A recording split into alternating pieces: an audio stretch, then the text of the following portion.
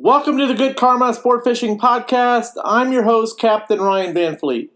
Hey guys, thanks for tuning in. Today is Saturday, November 7th, and it is nasty down here in the Florida Keys. It's been nasty all week. So we had a cold front that piled in on us and kicked winds up to over 20 miles an hour into the 30 mile an hour range for 3 or 4 days, slacked down to 20.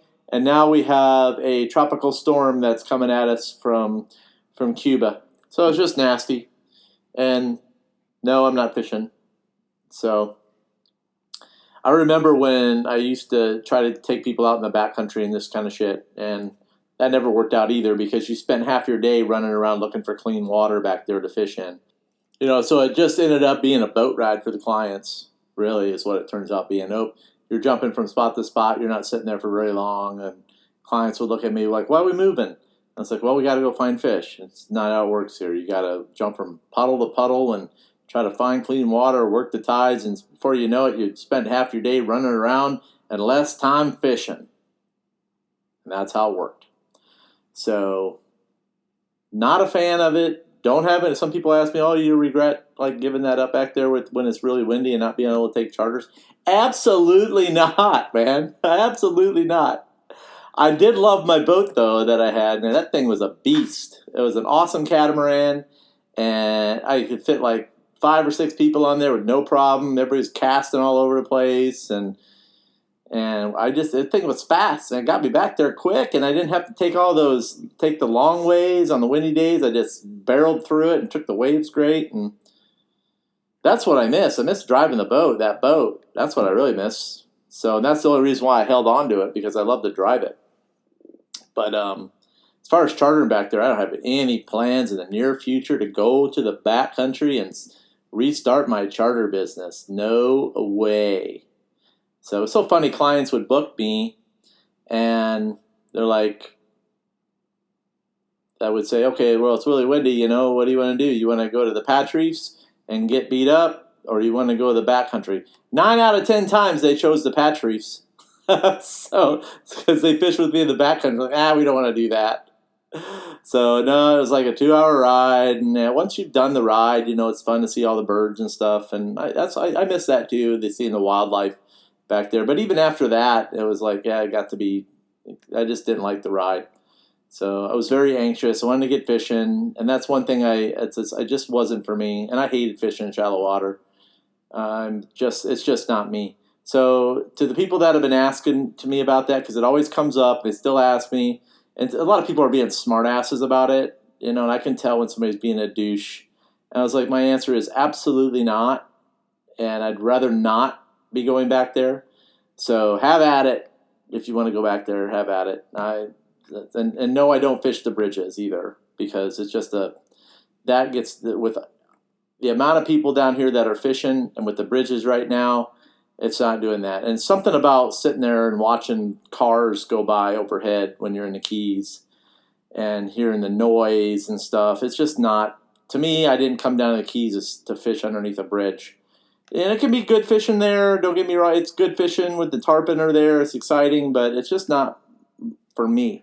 Okay, I don't have that passion. If I don't have the passion, then I'm not going to guide it. Okay, my passion is being on the patch reefs and being outside the reef, chasing fish, bottom fishing for groupers and snappers. That's what I really, really, really enjoy doing, and doing the Wahoo thing. So I just have a passion for that. It's kind of like anything else in life. When you don't like to do something, if you're in a job right now and you don't like it, you can either stay in it and be miserable, or you can make a change. That change may hurt you financially for a little while, but eventually, if you have the right mindset, you're going to quickly forget about it, and you're probably going to make a hell of a lot more money doing something else than doing something you're miserable at. So just something for you guys to think about. So I absolutely hated it. I was miserable. I felt like I was back in a corporate office. I'd have to come home. I'd be miserable after a day of fishing back there. Melinda would ask me, oh, you got to go fishing and you got paid. I was like, it's not the same. I do not like it. It's just, I don't have a passion to be back there. I do not get excited. And when I have to look at my clock and say, is it time to go home yet? that's when I know that I should not be a guide in the back. That's when I knew I needed to quit this and get back to and like focus on my passion, and that was the blue water and the patch reef fishing. That's where I love to be, and I love to be there every day. I wish I was out there and I could be out there in the really rough stuff too, but I've just learned that it's not good to take clients out there. It's just not. So that's why I do what I do as far as how I make a living. So I give the people the option of going, and I ask them a lot of specific questions, and if it's doable, we go. If it's not, we don't go. They reschedule. This is how it works. So, but that's just me. That's how I run my business, and I'm very, very, very confident in how I do that. So yeah.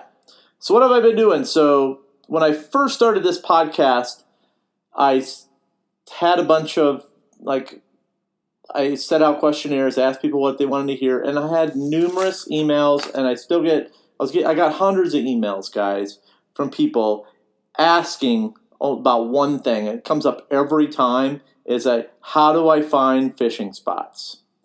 How do I find fishing spots? That's the only thing that comes up. And then it comes lures, then it comes all the other stuff behind it. But it's always about the fishing spots. Mostly, 90% of it is about finding deep water mutton snappers, deep water red groupers, vermilion snappers, and yellow eye snappers. And vermilion snappers, barrelfish, and all that stuff. Queen snappers and barrelfish, golden tilefish, gray tilefish, all the exotics. So, like I said, that's what people wanted to know. So I did my best to teach people, and because how I did it, how I found spots was different. And I did it because of my background, I have more of a methodical way of doing things as far as using some engineering skills, using just the process of elimination. And that's what I did. I used a lot of that science and math to find spots. Okay, so all this week I created a course I basically walk you through all the tools that I use and still use to this day, and I tell you where to buy them. And a lot of them you don't know about. I'm sure maybe a handful of guys know about them, but a lot of people don't, because a lot of this stuff a lot of people are digging into YouTube looking for stuff. YouTube is regurgitated stuff. When one guy comes out with something now, the other guy copies it. I'm seeing it with my podcast now, is that some YouTubers are getting on there and then they copy what I do. But they can't be me. That's it. There's only one Captain Ryan. So everything changes when it comes to fishing. So what I did was I created a course, okay? And I tell you exactly what I did in the course. I show you on a map, and I pick an example of the keys, okay? Now you can do this anywhere, okay? What I did, you can do anywhere in the world, okay? Up and down the east coast of Florida, anywhere, up and down, all the way up, anywhere in the world, okay? So I just picked an area, and I walk you through step by step how I did it. And I'm very open about it. A lot of guys are like, oh, why'd you give up this? As a guide, you're giving up too much. I go, no, I'm not. I am here to give back, and I have a lot of confidence in what I do. So, and that's part of this, is teaching people how to fish, okay? And there's more to it than reading your sonar. I think sonar reading is overrated nowadays, okay? I tell you exactly what you need as far as sonar. And if you're trying to get your current sonar dialed in, and I don't know, man, I think you guys are spending way too much time at that. Honestly, I don't even touch my stuff now. Honestly, I don't even mess with the gain or do anything. So I used a methodical approach to this, and it worked. So I have a full Garmin, 2 full Garmins full of bottom fishing spots, okay, that I have to rotate through. And I just started going back to spots now, and that were 2 years old that are producing. So yeah, and I'm very glad I took that time to do that. So I teach you guys. It took me 2 years, 2 to 3 years, and I went dark on social media after Jimmy Jigs, after I closed that up, and that's what I did. Okay, I worked at getting better, and rather than worrying about social media and following and all that other bullshit. So the whole purpose behind this was, it's like you go back to that old basic philosophy is give a man a fish and you feed him for the day. Teach a man to fish and you feed him for a lifetime, by Lao Tzu. That's the whole purpose behind a lot of this stuff. And I think people just need to get back to the basics with things. So I basically walk you through, I show you exactly what I do. It's taken me months to put this together and how I was going to do it, because a lot of things in my head I can't explain. Okay, I just do them. So I did the best I could as far as explaining what I did. And it took me a lot of time, experience, knowledge, and a whole hell of a lot of money to find spots. A lot of money. So, and it's a lot of this stuff has gone into this course, and I created it for you. Now, what's the course supposed to do? What's it going to give me? Number one, it's going to level up your game. It's going to level up your game quickly, and it's going to give you like a starting point on what to do. Okay, and your starting point isn't playing around with your freaking sonar and dialing it in. I just am getting this. YouTube is so old, man. If you guys are like trying to learn how to do that shit, you guys are missing out, because it's all there for content and to get you guys to watch it. Enough said. So I hardly play with it. It's really about the process, okay?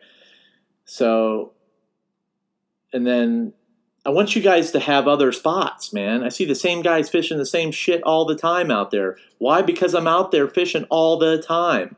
And what happens is I'm hearing guys in my group, oh, I got sharked, oh, I got sharked, oh, I got sharked. You've sharked up the spot because there's so many people fishing it. That's what happens. When you have a lot of people fishing a spot in an area, you guys shark it up. So it's all this stuff. So you've sharked it up. You got to have more spots.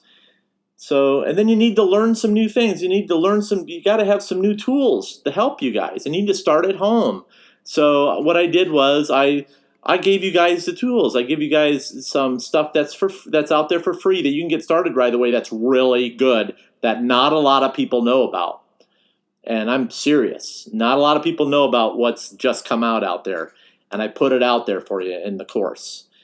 This alone is going to save you a bunch of time. And I'm not going to tell you what it is, but it's a tool, and it's new, and nobody knows about it hardly right now. So it's free. And it's free. So that's really good.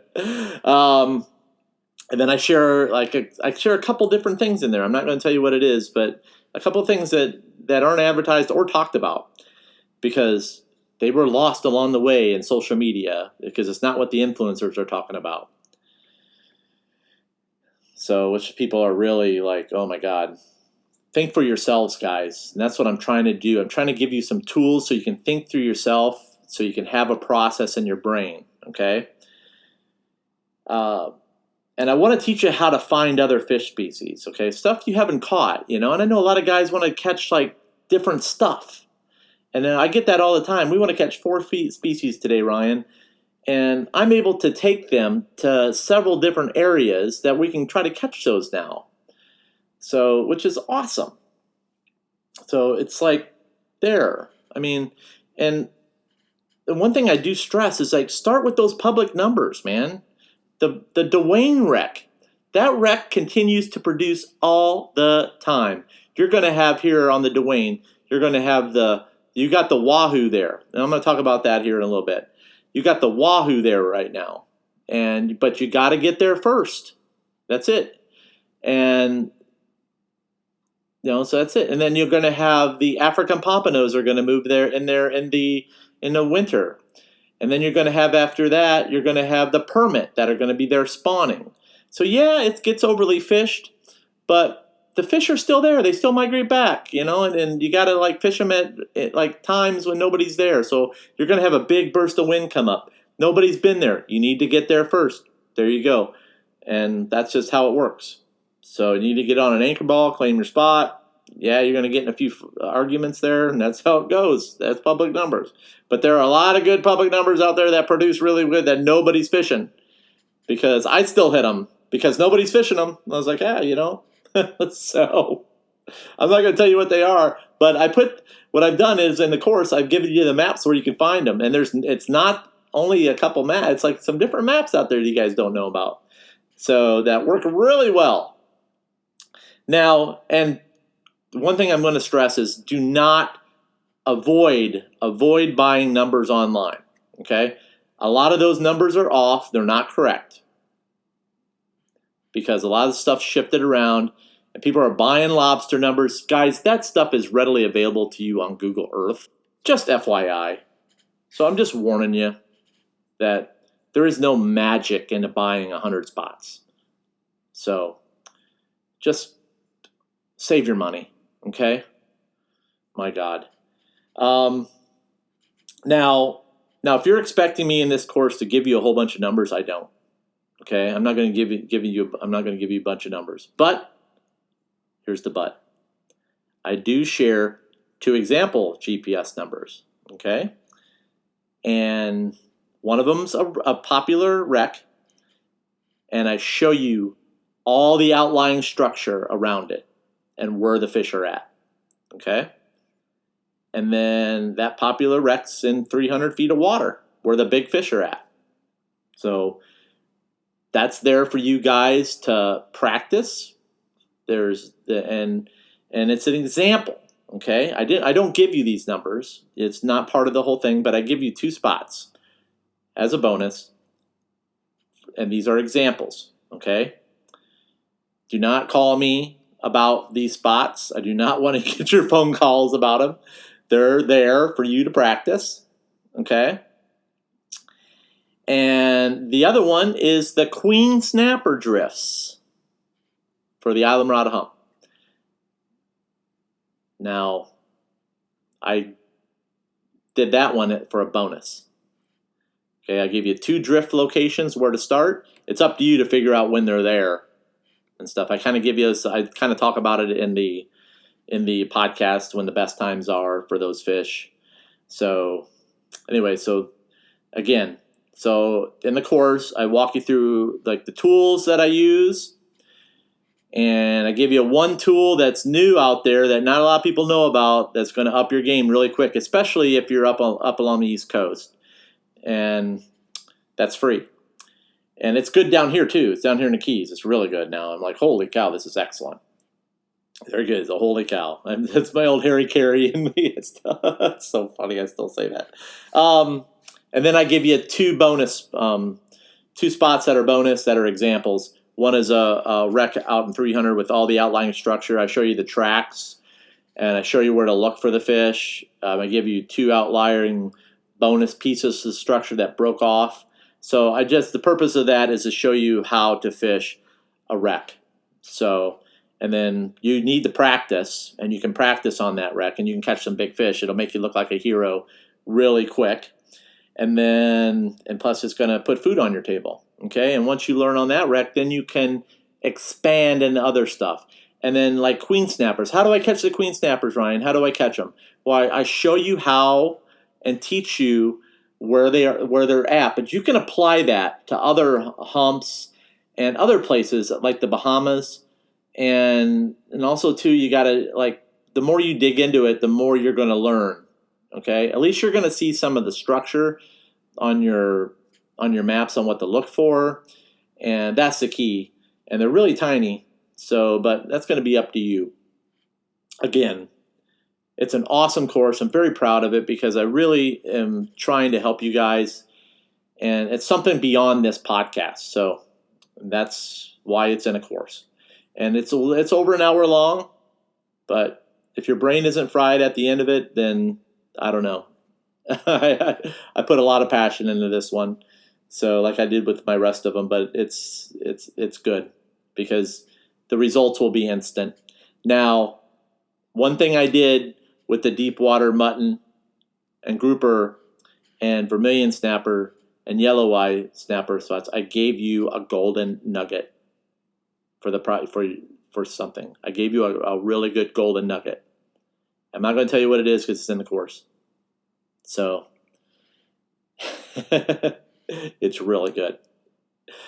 But you got to listen close, okay? Because I like to do that. So because nothing's easy, and you can go to all the seminars you want out there, but you're not going to get this type of information. Guarantee it. And I'm not trying to sell you anything either, except I'm not going to be like, oh, you need to buy this gasoline additive that you can stick in your tank, or you need to buy this like jig that works on this spot. No, I'm not. So, and again, I don't have anything affiliated in there either. I don't think I linked anything to my store except for the course. So I did this for you guys, and now it's going to be up to you guys. And I'm super excited because this is everything that I've taught you in the podcast, as far as like how to make drifts, boat positioning, and then the guys that have bought the drift courses, bought the Mutton Crusher. My Mutton Crusher rig is just crushing it for me. I'm just so happy with that. I'm like, you cannot duplicate that. I mean, honestly, I just absolutely love that rig. And I'm using it for other things now too that I haven't talked about. And that's something that I'll probably do something else with here in the future that has to do with Wahoo fishing. So, and I'm using it for that. So it's awesome. So I've got some other things that I'm doing that I haven't talked about, but soon. Some I'll share in the podcast and some I'll share through the courses. So, but yeah, that's enough about the course. You can find the course. I think I talked enough about it. That's the whole purpose of behind my courses is that, number one, I want you guys to gain value from the courses. And some of you guys are really getting it and are really applying it, because I see the pictures that you're sending me. I see the catches, and I'm seeing instant results. And I really like that.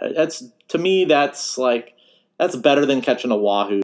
I had a guy that I have no idea who he is message me. I think it was early last week, and it was just up north by Palm Beach and all that area, and he caught a big ass cow dolphin off of a lure that I had recommended a couple of podcasts back, and he ran it with the piano wire, and he put it over a bait strip, and he crushed a big dolphin on it.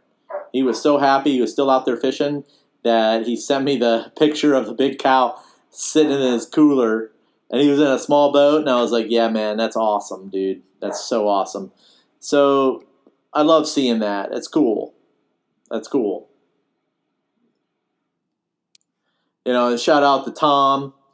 He caught a big Wahoo last week on a pink and crystal sea witch that I had recommended over a bonito strip with my titanium wire rig.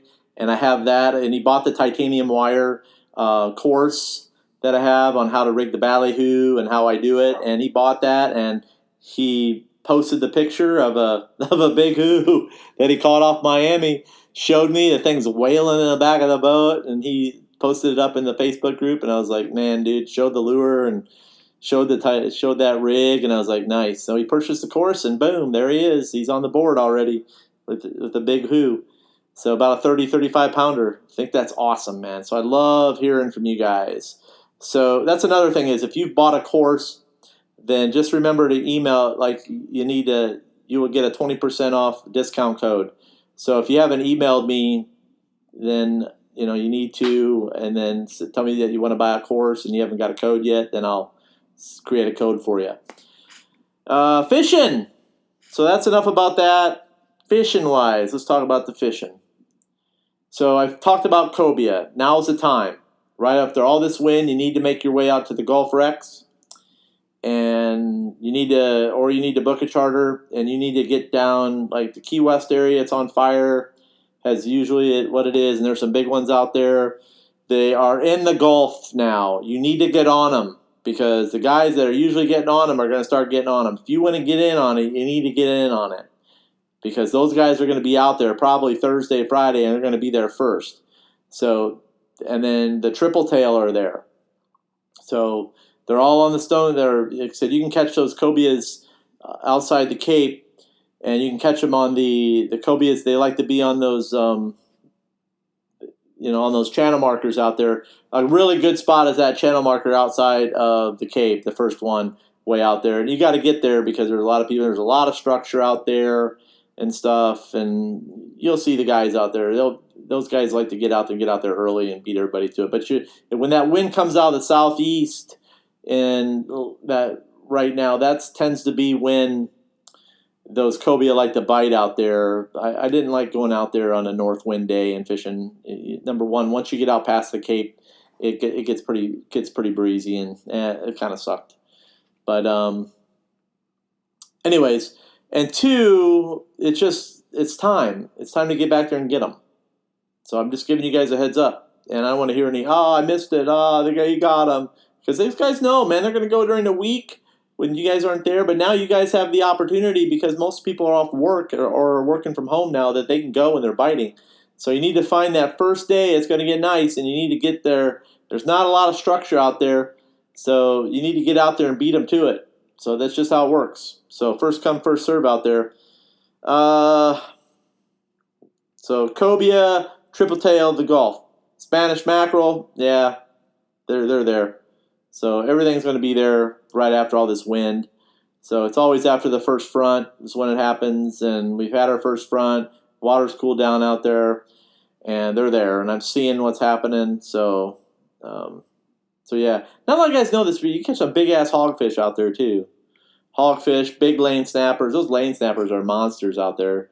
And that's what I enjoyed doing when I was out there. I did like to go to the Gulf, but it was such a long drive, and everybody would fall asleep, and they were, everybody's bitching. So that's another reason why I don't like to go back there. Such a long drive, and people would always complain about it. So, like I said, you spend more time driving than you did fishing. And that's all I would hear. Oh, we only got to fish for 3 hours, and we drove 5 hours, or whatever it was. Whatever, I'm exaggerating, but. So, yeah, and as far as what to look forward to here, November, the usual suspects. Wahoo will bite, maybe. I don't know. Let's talk about October's Wahoo, full moon. And I have to tell you, a lot of people overhype this, and whenever people overhype a moon, the full moon in October, it's a blue moon. Yeah, it's called a once in a blue moon because it happened on like a weird day on Halloween or so. That's why they called it a blue moon. Wasn't anything special about it. In fact, I thought it was kind of a weak moon, and people were really overhyping it. And I was like, people are going to overhype this moon, and it's not going to be like rock solid. And it wasn't.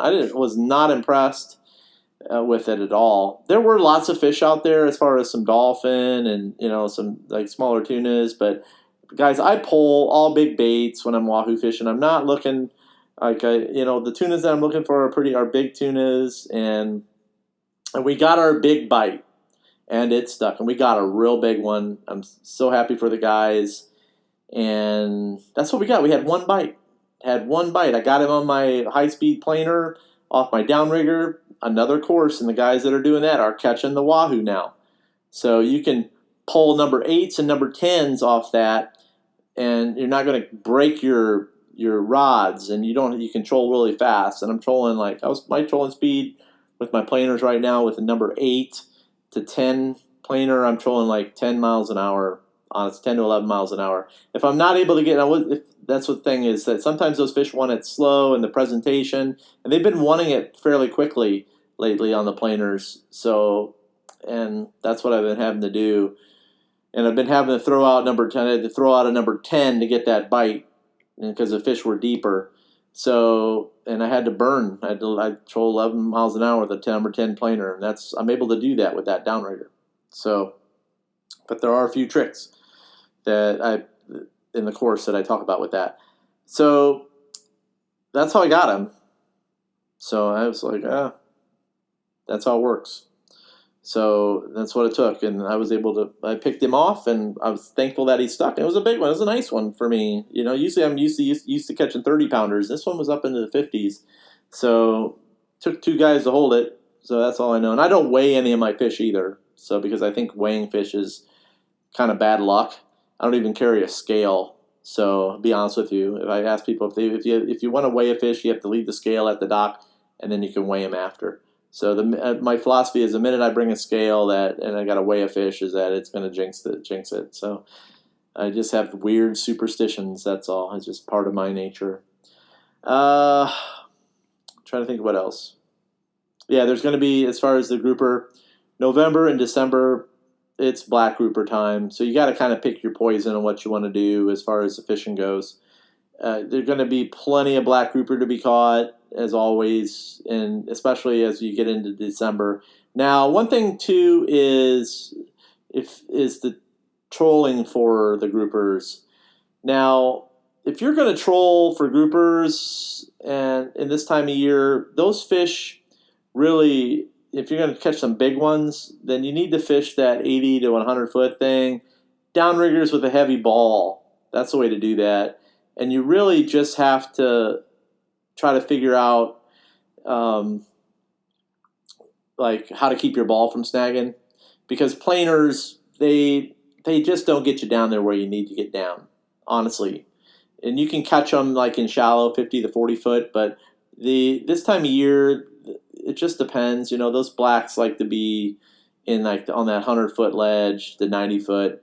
You catch those smaller black groupers in shallower in there on some coral heads and stuff. But really, if you're looking for some big fish, you got to get your baits way down there to them. Take it to their homes. And like I said, I'm not a fan of planer fishing for black groupers. I use downrigger balls for that. And also, too, I slow troll the bottom with heavy lead. So another trick that you guys can do is you can do it just like this. Is get big chunks of bonito meat, okay? And what you do is, number one, I use my Mutton Crusher Rig because it's durable and it can handle everything down there. But you have to be able to use like a heavy inline weight, but the Mutton Crusher Rig is going to catch you more because it just takes the slack out of the line and it helps with the hookups. And it allows you to put more pressure on the fish without, it's just how it works. But anyways, I won't get into that. So anyways, you can buy the Mutton Crusher Rig. But essentially, what you do is long leaders, and you attach a inline weight, like a really heavy inline weight.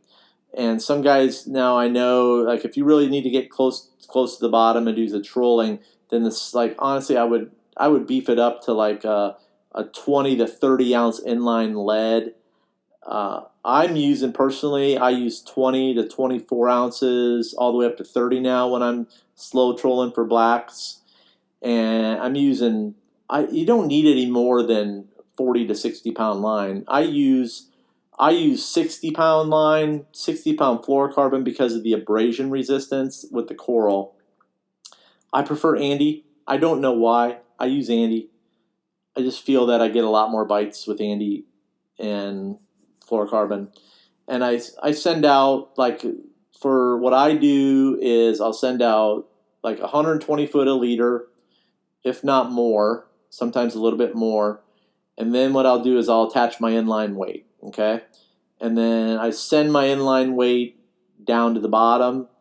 And then essentially what I'm doing is I am moving really slow. I'm power trolling, like 3 to 4 miles an hour with a heavy lead. And I'm working with the current, okay? I'm working with the current. Now I'm trying to make like some east to west zigzags doing this with a dead bait. Either I'm using Speedo or I'm using a big chunk of bonito meat, okay? Big chunks of the bonito meat work really well this time of year, okay? You rig them, so you don't need a freaking sea witch and you don't need all that crap. Okay, if you're going to get a hell of a lot more bites with a big dead speedo at the back end of your bait, slow trolling on the bottom with a heavy lead. Super easy to do. If you ditch the planers, you don't have to worry about the planer. You just have to use the lead. You need to get with the tide. Heavy leads, heavy gear. And once you get with that big long leader, what that does is it makes that bait move nice. It's not like it's a more natural movement with the waves. So your heavy lead is, and what you'll do is you'll have one guy just really watching that heavy lead, okay? And then essentially what he's doing is you're going like down to the bottom with the lead.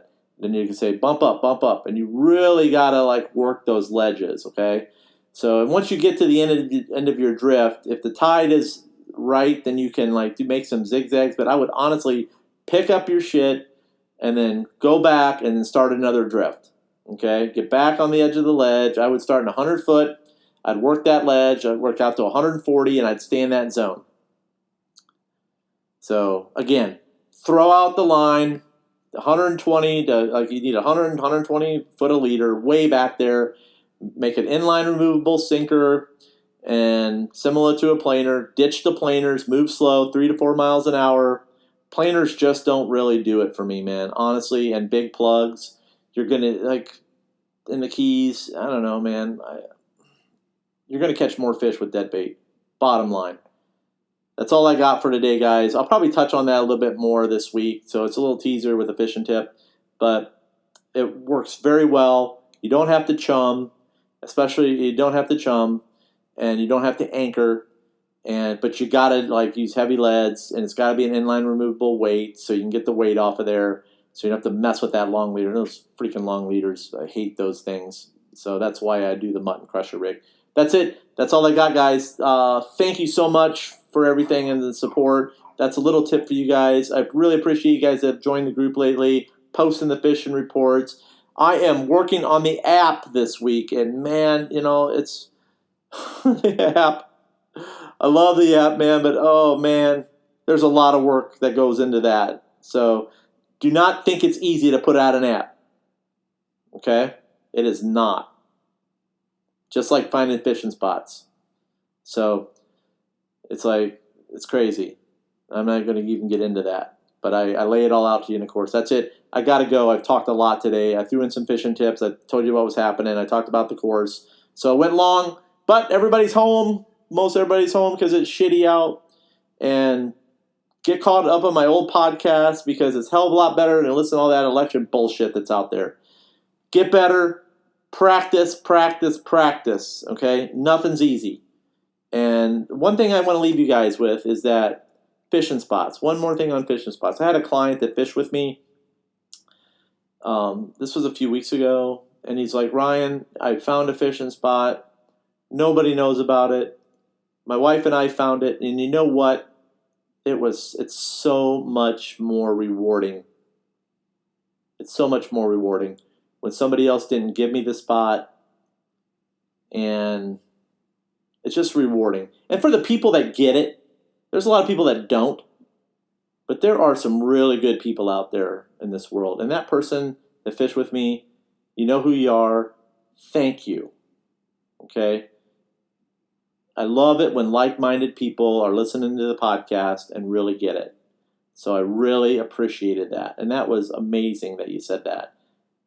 And especially when they made the comments that there are some good people out there. There are a lot of good people that listen to this podcast. And it's really cool to see those people in the Facebook group and then getting the messages. So it really means a lot to me. I got a phone call this morning from a client thanking me from a trip that happened I think 3 weeks ago, 2 weeks ago, 3 weeks ago. And it's just that kind of stuff that really motivates me to put out stuff for you guys. That grouper information I just gave you, that's going to catch you so many fish, but you have to apply it and you have to practice. And I'll talk about it a little bit more. Oh, and in case you didn't read that nugget in the Saltwater Sportsman magazine about the what I do with the planer about attaching the light to the deep drop light to the planer, better start doing that. That's all I'm going to say. Hope you guys are staying dry. Thank you again. Follow me on Instagram. I'm not posting a lot lately because I got a lot of shit to do, and I don't post unless I'm fishing and unless I got news to put out there. But my Instagram account is goodkarmasportfishing_FL_keys. And then you can check out my website, www.goodkarmasportfishing.com. And then my fishing tackle store is goodkarmafishingtackle.com. Facebook group, it's the Good Karma Sport Fishing Podcast Facebook group. Get involved. Thank you guys again. Stay healthy. Keep your minds right during all the bullshit out there in the world. I'm here for you. I'm going to keep jamming and keep putting out some good stuff for you here in the next few weeks. Thanks again. And remember, anytime you're fishing, it's all good.